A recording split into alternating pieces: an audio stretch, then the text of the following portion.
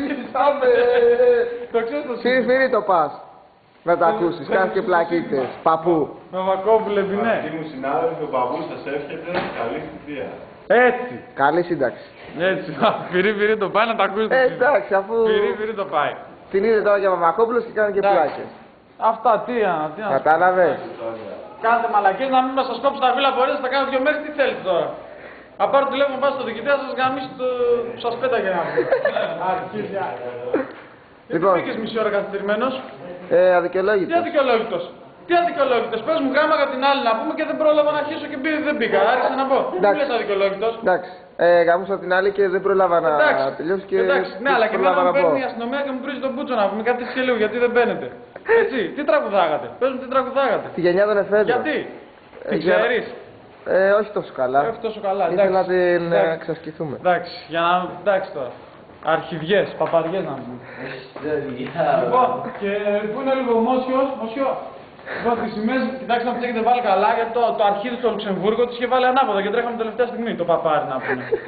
Έτσι. Μαμακόπουλος σε έβαλε. Το ξέρετε αυτό που λέει στο Μόσιο. Για λίγο, δείτε λίγο τις σημαίες, λέει να πούμε, γιατί και το αρχίδι στο Λουξεμβούργο τις είχε βάλει ανάποδα να πούμε και τρέχαμε τελευταία στιγμή.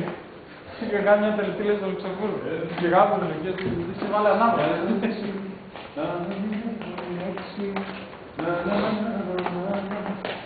Πες μου ποια ήταν η μεγαλύτερη κουφάλα στο λόφο. Εσύ. Ευχαριστώ για Το τα καλά μεγαλύτερο σου πουστάρα που είχαν τους άλλους υπηρεσίες. Το μεγαλύτερο πουστάρχιδο. Έτσι. Αυτό είσαι εσύ. Ευχαριστώ για τα καλά σου λόγια. Ευχαριστώ πάρα πολύ. Που άμα κάποιος την έλεγε τον έχουνε ξερά και στεγνά σε όλες τις υπηρεσίες. Του γαμούσε στο σπίτι κανονικά. Του πίνε στο αίμα. Τι αλήθεια λέει. Όχι, αυτά είναι. Δεν θυμάμαι να έχεις περιποιηθεί ποτέ. Θυμάμαι ότι με γαμούσε ο Μαυρομάτης και με έφτιαχνε μετά. Ορίστε, είδες. Αυτό θυμάμαι. Αυτό είναι το σύστημα της γραμματείας. Ο ένας γραμματέας. Ποιος ήταν το καλύτερο παιδί. Μαστροκοστόπουλος.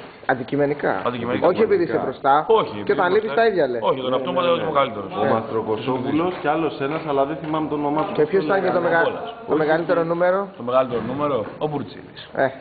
Και το μεγαλύτερο. Το καλύτερο πουστάκι παιδί εδώ της μέσα. γραμματείας ήταν ο Μαστροκοστόπουλος και άλλος ένας, πώς τον λέγανε, Αναστασιάδη, Ανασταπόπουλο. Πού είσαι μεγάλη. Αναστασίου, αυτός. Αναστόπουλος.